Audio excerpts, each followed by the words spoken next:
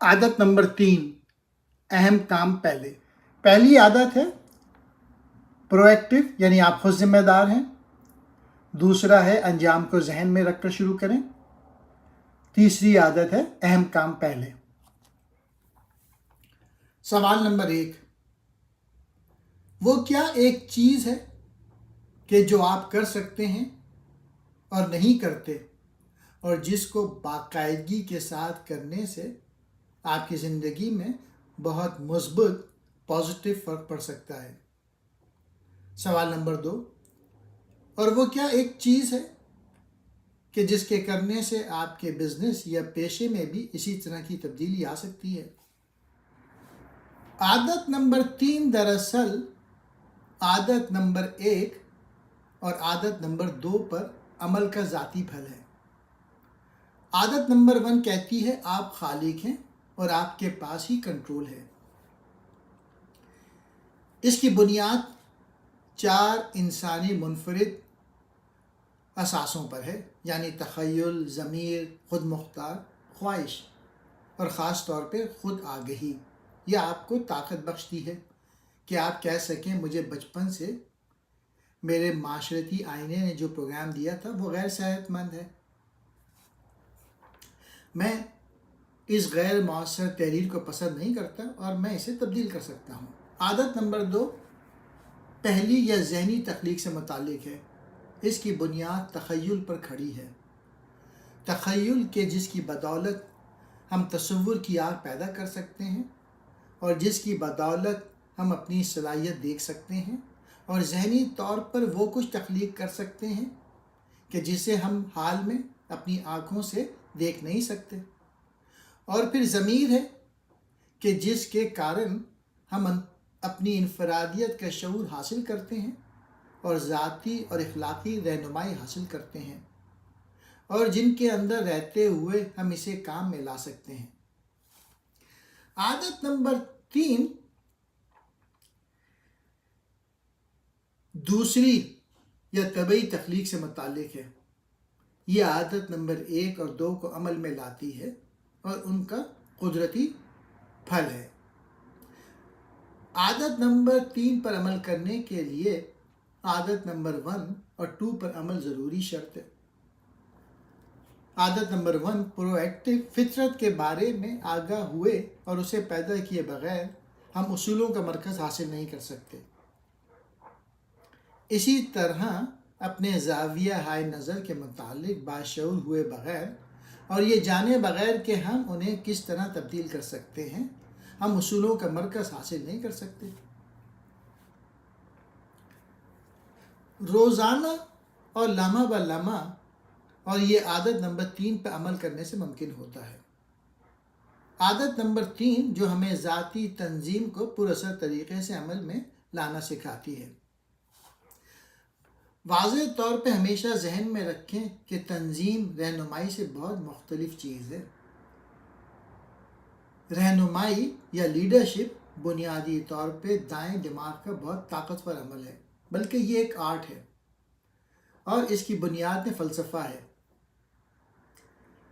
ذاتی رہنمائی کے مسائل سے نمٹتے ہوئے زندگی کے بارے میں اہم ترین سوال کرنے پڑتے ہیں، لیکن ایک مرتبہ جب آپ ان سوالوں سے نمٹ چکتے ہیں اور آپ کو ان کی سمجھ آ جاتی ہے تو پھر آپ کو اپنی زندگی کی تنظیم ان سوالوں کے جوابوں کے متعلق کرنے کی ضرورت ہوتی ہے۔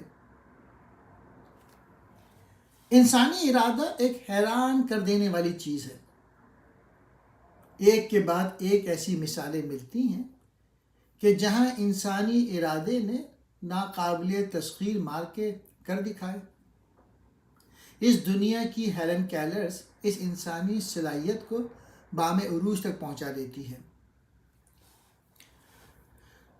پر اثر تنظیم کیا ہے؟ یہ اہم چیزوں کو پہلے سر انجام دینے کا نام ہے۔ لیڈرشپ یا رہنمائی یہ فیصلہ کرتی ہے کہ اہم چیزیں ہیں کیا، اور تنظیم کے ذریعے ان چیزوں کو ترجیح حاصل ہوتی ہے۔ تنظیم ڈسپلن کا دوسرا نام ہے۔ کامیاب شخص کی عادت ہوتی ہے کہ وہ ایسی چیزیں کرتا ہے کہ جو ناکام لوگ کرنا پسند نہیں کرتے۔ اپنی ترجیحات کے گرد اپنی تنظیم کیجیے اور پھر عمل کیجیے۔ تیسری عادت ہے اہم کام پہلے کیجیے۔ اگر آپ اس کتاب میں صرف یہ چارٹ سمجھ لیں اور پہلی 2 عادت سمجھ لیں تو آپ کی زندگی تبدیل ہو جائے۔ پہلی عادت ہے آپ خود ذمہ دار ہیں۔ دوسری عادت ہے کہ انجام پر نظر رکھیے، اور تیسری عادت ہے ٹائم پہ۔ تو میں اب ٹائم کے متعلق بتاتا ہوں کہ ارجنٹ اور اہم۔ اگر ہارٹ اٹیک ہو جائے تو انسان کو یہاں پہ رہنا پڑے گا، کوئی بھی بحران۔ دوسرا ہے غیر ارجنٹ اور امپورٹنٹ، یہ اس جگہ پہ انسان کو رہنا چاہیے کہ مینٹیننس میں اپنی مینٹیننس ایکسرسائز کریں، دماغ کی مینٹیننس پڑھائی کریں، گھر کی مینٹیننس۔ تیسرا ہے غیر اہم اور ارجنٹ، کسی کی فون کال آ گئی تو یہ تیسرا بالکل بیکار کوڈڈ ہے۔ چوتھا سب سے ہی بیکار ہے کہ نہ ارجنٹ ہے نہ امپورٹنٹ ہے، غیر اہم ہے یہ بالکل ہی، کہ جیسے غیبت کر رہے ہیں، وقت ضائع کر رہے ہیں، ٹی وی دیکھے جا رہے ہیں، واٹس ایپ پہ لگے ہوئے ہیں، تو ادھر بالکل نہیں رہنا چاہیے۔ فوری نوعیت کے کام اکثر کافی نظر آتے ہیں۔ ان کا ہمارے اوپر عمل کرنے کے لیے ایک طرح کا دباؤ ہوتا ہے۔ اکثر یہ کام دوسروں میں کافی ہر دل عزیز ہوتے ہیں، اور یہ اکثر بالکل ہمارے سامنے آن کھڑے ہوتے ہیں، اور اکثر یہ بہت اچھے بھی ہوتے ہیں اور انہیں کرنے میں مزہ بھی آتا ہے۔ لیکن ساتھ ہی ساتھ اکثر مرتبہ یہ غیر اہم بھی ہوتے ہیں۔ ہم فوری نوعیت کی چیزوں پہ رد عمل کرتے ہیں۔ اہم چیزیں جو کہ فوری نوعیت کی نہیں ہوتی، انہیں ہماری توجہ اور پرو ایکٹیویٹی کی ضرورت ہوتی ہے۔ اگر ہم عادت نمبر 2 پر عمل نہ کریں، اگر ہمیں یہ احساس نہ ہو کہ اہم کیا ہے اور ہم زندگی میں کس قسم کے نتائج حاصل کرنا چاہتے ہیں، تو پھر ہم آسانی کے ساتھ بس فوری نوعیت کی چیزوں پہ رد عمل کرنے پر ہی متوجہ ہوتے رہیں گے۔ کچھ لوگ اپنا زیادہ تر وقت فوری نوعیت کے مگر غیر اہم قسم کے کاموں میں خرچ کرتے ہیں۔ اس قسم کے کام تیسرے چوتھائی میں آتے ہیں، گو کہ ان لوگوں کے خیال میں یہ پہلے چوتھائی کے کام ہوتے ہیں۔ یہ لوگ اپنا زیادہ تر وقت فوری نوعیت کی چیزوں پر رد عمل کرتے ہوئے گزارتے ہیں اور سمجھتے ہیں کہ شاید یہ کام اہم بھی ہیں، لیکن حقیقت یہ ہے کہ ان کاموں کے فوری پن کی بنیاد میں ترجیحات اور دوسروں کی توقعات ہوتی ہیں۔ جو لوگ اپنا سارا وقت تیسرے اور چوتھے خانوں میں گزارتے ہیں، وہ بنیادی طور پہ بہت غیر ذمہ دارانہ زندگیاں گزارتے ہیں۔ یہ ذہن میں رکھیں کہ آپ ہمیشہ کسی نہ کسی چیز کو نہ کہہ رہے ہوتے ہیں۔ اگر بہت ظاہری اور فوری نوعیت کی چیزوں کو نہیں، تو پھر شاید زیادہ بنیادی اور انتہائی اہم چیزوں کو۔ اگرچہ فوری نوعیت کی چیزیں اچھی ہوں گی، لیکن یہ اچھی چیزیں آپ کو بہترین چیزوں سے دور رکھنے کا موجب بنیں گی، اور اس طرح آپ کو چند زبردست مواقعوں سے ہاتھ دھونے پڑیں گے۔ ہم ہر روز دن میں کئی بار کئی چیزوں کو ہاں یا نہ کہتے رہتے ہیں۔ درست اصولوں کا مرکز اور اپنے مشن پر نظر ہمیں یہ بصیرت عطا کرتے ہیں کہ ہم مؤثر انداز میں صحیح فیصلہ کر سکیں۔ زیادہ تر لوگ اس بات کا جواب دیتے ہیں کہ ان کا اصل مسئلہ ڈسپلن کا فقدان ہے۔ ذرا گہرا غور کیجئے اور میرا یہ یقین ہے کہ اصل مسئلہ یہ نہیں ہوتا۔ بنیادی مسئلہ یہ ہوتا ہے کہ ان کی ترجیحات نے ابھی ان کے دل و دماغ میں جڑ نہیں پکڑی ہوتی، اور انہوں نے ابھی عادت نمبر 2 کو اپنے اندر صحیح طور پہ اتارا نہیں ہوتا۔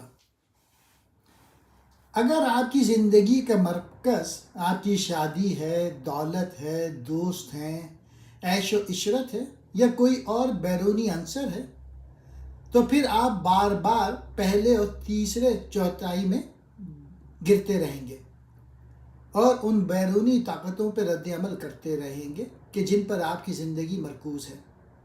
حتیٰ کہ اگر آپ خود اپنی ذات پہ مرکوز ہیں تو پھر بھی آپ پہلے اور تیسرے چوتھائی ہی میں پھنسے رہیں گے اور وقتی چیزوں پہ رد عمل کرتے رہیں گے۔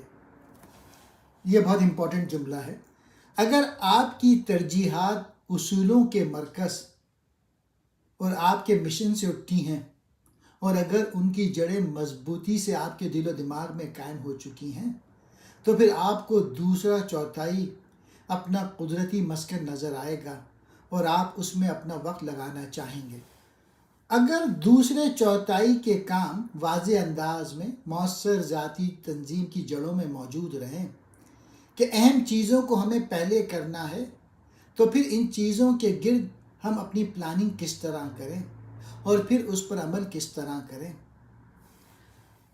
دوسرے چوتھائی کی مینجمنٹ کا مقصد یہ ہے کہ ہم یوں اپنی تنظیم کریں کہ ہم مؤثر ہو سکیں، ہمارا مرکز ٹھوس اصول بن جاتے ہیں اور اس کا منبع ہمارے مشن کی تحریر ہوتی ہے، ہماری توجہ اہم چیزوں کی طرف ہوتی ہے اور ساتھ ہی ساتھ فوری نوعیت کے کاموں کو بھی نظر انداز نہیں کرتے۔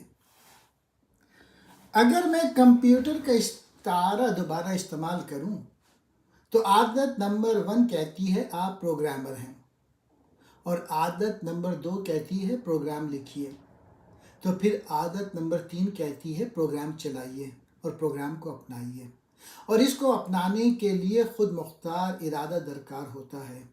اس کے ساتھ ذاتی ڈسپلن تشخص کی ضرورت ہوتی ہے۔